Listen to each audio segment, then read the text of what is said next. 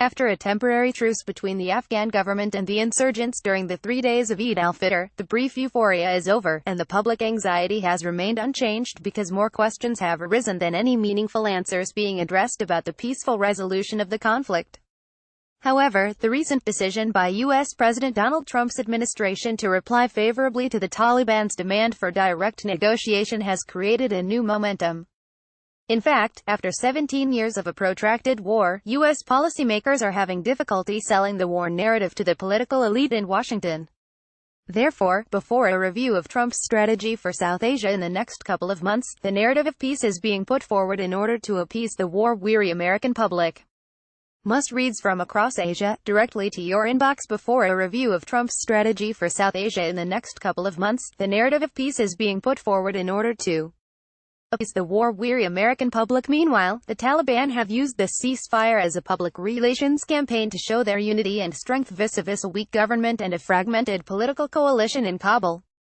Also, their unrestricted entry into major cities, including Kabul, with their flag and weapons has had a significant psychological impact on the population, who are regularly reminded of the reality of the Taliban as a ruling force.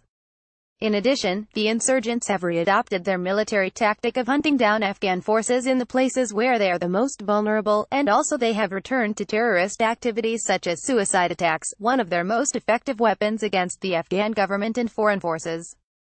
Also, in the face of significant concessions from the Afghan government, they have not shown any desire to compromise when it comes to their core demands, which include the withdrawal of all foreign forces from the country. They also categorically refuse to recognize the government in Kabul and want control of the center of political power in Kabul. However, the Afghan government not only lost the peace momentum because of the absence of a consensus among key members of the governing coalition, but the consequence of a military order to observe a unilateral ceasefire, which led to a high number of casualties among Afghan forces, created panic and confusion among rank-and-file members of military units. In addition, the Afghan political elite in Kabul, instead of closing ranks to make a grand political bargain with the Taliban, continue their infighting for a greater share of political power. In addition, the recent controversial arrest of a brutal militia commander by the government in Faryab province, which has led to public protests, is an indication that the central authority in Kabul has been challenged not only by the Taliban but also by all other major powerful political forces. Furthermore, a deepening of the current political and ethnic crises has emboldened the Taliban and improved their legitimacy vis-a-vis a declining central authority in Kabul. Therefore, the Taliban could transform the current political environment to their advantage to reach out to minority ethnic groups and other political forces by offering them acceptable terms of peace, and thus further weaken the government's bargaining position. Moreover, the recent U.S. concession to the Taliban has solidified public perception in Afghanistan that the current peace initiative is due to the United States' abrupt change in its military strategy in Afghanistan rather than a concerted political effort by the government in Kabul.